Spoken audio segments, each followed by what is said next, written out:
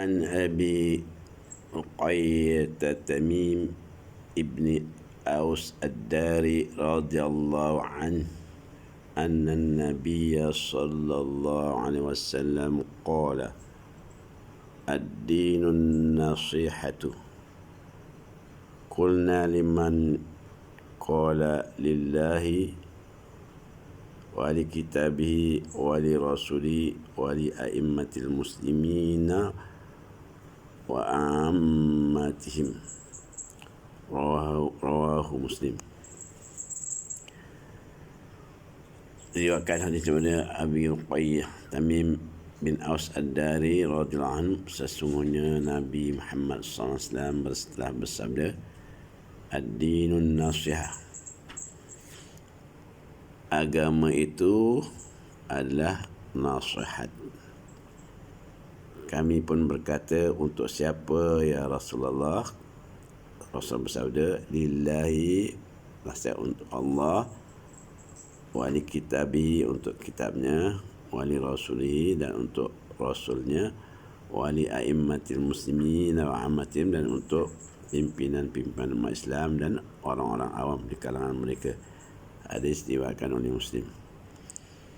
Hadis ni satu hadis yang hebat, yang azim, yang menunjukkan bahawa agama itu ialah nasihat. Ya. Ini menunjukkan bahawa hebatnya, pentingnya nasihat dalam Islam, sehingga dijadikan bahawa nasihat itu adalah agama. Ayat ini sebagaimana sabda Rasulullah yang lain, al-hajju arafah. Ya, haji itulah arafah. Mana wukuf di Arafah itulah yang paling penting dalam mengerjakan haji. Jadi dalam hadis yang kita baca ni tadi menunjukkan bahawa nasihat ialah agama. Nasihat adalah al-ikhlas fi syai'. An-nasihat mana? Al-ikhlas fi syai', bersih murni dalam melakukan sesuatu. Was-sidq fihi, melakukan sesuatu dengan betul, dengan benar, sehingga sesuatu dilakukan sebagaimana yang diwajibkan oleh Allah SWT.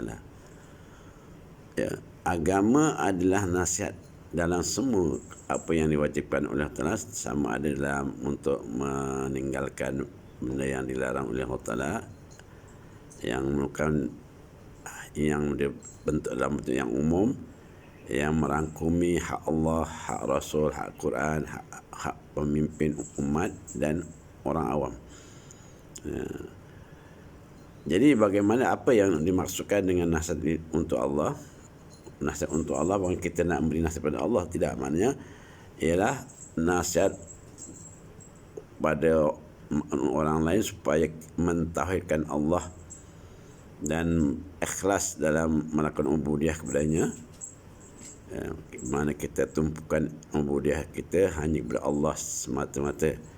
Semua ibadat, sama ada puasa, haji dan sebagainya, tu lillahi ta'ala, dalam bentuk yang paling murni dan ikhlas. Di mana pengubudian ni, pengabdian ni tidak teralih kepada yang lain, tidak beralih kepada selain daripada Allah SWT. Itu mana nasihat untuk Allah. Kemudian begitulah nasihat untuk likitabihi, untuk Al-Quran khususnya.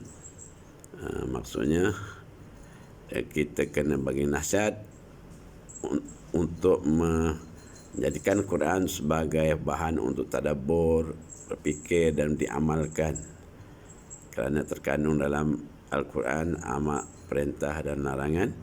Jadi kita nasihatkan demi untuk Al-Quran itu untuk orang ramai untuk mempelajari, mentadabbur, menta'akul dan menjadikan Quran sebagai pimpinan dalam kehidupan dia.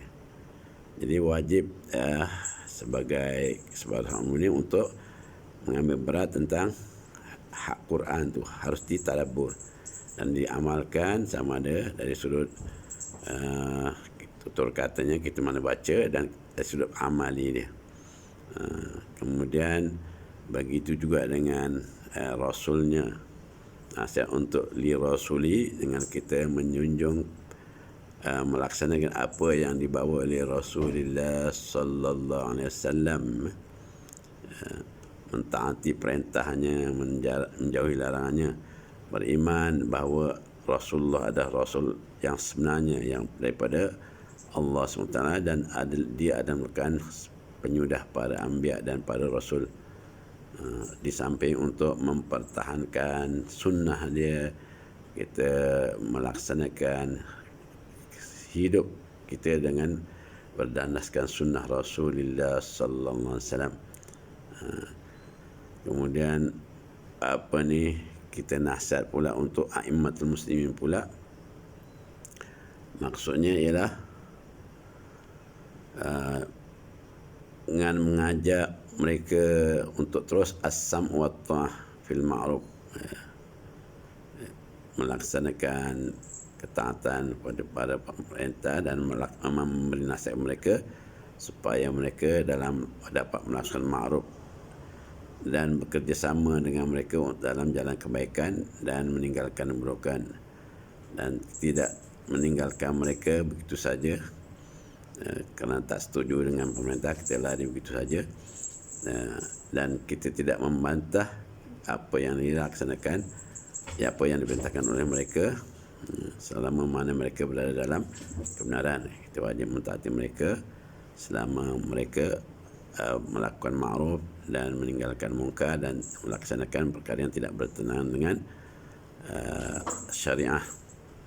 Ini jelas sebagaimana arahan Allah SWT, wa ta'awanu 'alal birri wat taqwa.